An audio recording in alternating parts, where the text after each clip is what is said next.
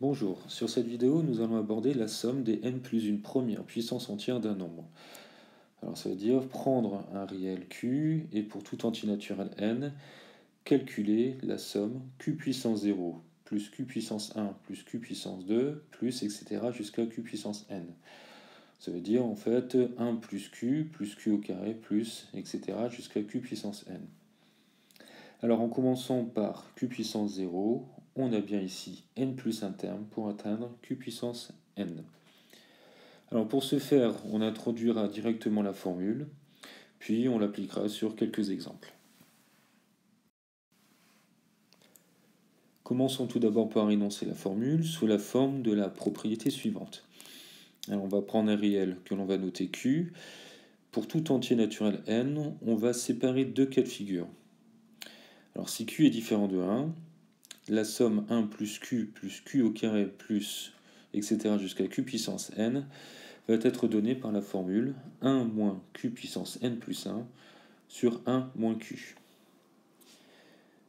Deuxième cas de figure, si q est égal à 1, eh bien la somme 1 plus q au carré plus etc. q puissance n revient simplement à faire la somme des puissances entières de 1.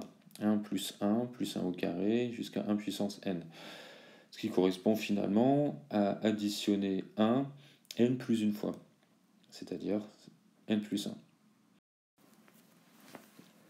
Alors cette propriété ne sera démontrée en classe, on ne va pas le faire sur cette vidéo, nous allons simplement donner quelques exemples d'application directe de cette formule. Les trois exemples que nous allons voir sont de difficulté croissante. Alors dans un premier temps, on va chercher à déterminer la somme 1 plus 3 au carré plus etc. 3 puissance 5. Dans un deuxième temps, la somme 1 plus 5 plus 25 plus 125 plus jusqu'à 78 125. Et enfin, la somme 1 moins 2 plus 4 moins 8, etc. jusqu'à moins 512. Alors n'hésitez pas à faire pause sur la vidéo pour répondre à ces questions. Bien, la première question est une application directe de la formule. On voit que c'est une somme de termes ici, les puissances de 3, jusqu'à la puissance 3 puissance 5. Donc si on applique la formule, ça va nous donner 1 moins 3 puissance 5 plus 1 sur 1 moins 3, c'est-à-dire 1 moins 3 puissance 6 sur 1 moins 3. Là, on peut utiliser la calculatrice et cela nous donne 364. Alors, pour la deuxième question, on augmente un petit peu la difficulté puisque nous avons une somme de termes. En revanche, on ne sait pas si ce sont des puissances d'un nombre ou pas. Alors, quand on regarde les premiers termes, on a 1, 5, 25, 125. On peut se rendre compte ici, on peut sentir le fait que ça va être des puissances du nombre 5. Effectivement, 25 c'est 5 puissance 2, 125 c'est 5 puissance 3. Donc on peut commencer la somme comme suit, 1 plus 5 au carré, plus 5 puissance 3, etc. Alors, le problème ici, ça va être pour le 78 125. On peut conjecturer que ça va être une puissance de 5, mais laquelle ? Alors pour cela, il n'y a pas réellement de recette miracle. Alors ce qu'on peut faire, c'est utiliser la calculatrice et chercher à tâtons en regardant certaines puissances de 5 et voir si on en trouve une ici. Alors c'est le cas. À la calculatrice, on va pouvoir voir que lorsque nous faisons 5 puissance 7, nous obtenons 78 125.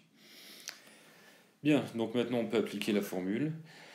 Ça va nous donner 1 moins 5 puissance 7 plus 1 sur 1 moins 5, c'est-à-dire 1 moins 5 puissance 8 sur 1 moins 5. Donc à la calculatrice 97 656. Enfin, pour le dernier exemple, ici nous avons une somme de termes qui ne sont pas tous positifs. Alors, on peut sentir les choses ici en se disant que ça veut certainement dire que le nombre qu'il doit être considéré à la puissance va être un nombre négatif. Effectivement, lorsqu'on prend un nombre négatif à une puissance, lorsque la puissance est pair, eh bien le résultat sera positif. Si c'est impair, ce sera négatif. D'où cette alternance ici d'addition et de soustraction. Alors, quel est ce nombre? Ici, on regarde encore une fois les premiers termes. 1, 2, 4, 8. Ce sont des puissances de 2 au signe près. Donc on peut penser peut-être au nombre moins 2. Alors, écrivons le début de cette somme. Donc le 1, on le laisse. Au lieu d'écrire moins 2, on va écrire plus moins 2. Ensuite, pour 4, moins 4 c'est moins 2 puissance 2. Donc ça fonctionne bien. Et moins 8, moins 8 c'est bien moins 2 puissance 3. Ok. Bien. Va se poser le même problème pour la fin de notre raisonnement. Moins 512 doit être une puissance de 2. De moins 2, pardon. Alors, ça va être une puissance impaire. On va prendre encore une fois la calculatrice et rechercher ici si on peut trouver en puissance de moins 2, 512. Moins 512. C'est effectivement le cas en prenant moins 2 à la puissance 9. Alors, maintenant on va appliquer la formule en faisant bien attention aux parenthèses. Faites attention aussi aux priorités. Alors la formule va nous donner 1 moins 2 à la puissance 9 plus 1 sur 1 moins 2. Ce qui va nous donner ici 1 moins 2 à la puissance 10 sur 1 plus 2. On peut faire la simplification en bas. En revanche, on ne peut pas le faire puisqu'on va faire une erreur de priorité. Il faut d'abord commencer par la puissance. Bon, bien ensuite, on peut juste utiliser la calculatrice et le résultat va nous donner moins 341. Bien, cette vidéo est terminée. N'hésitez pas à la revisionner si nécessaire. Pour faire suite, vous pouvez directement aller voir la vidéo qui concerne la somme des termes d'une suite géométrique.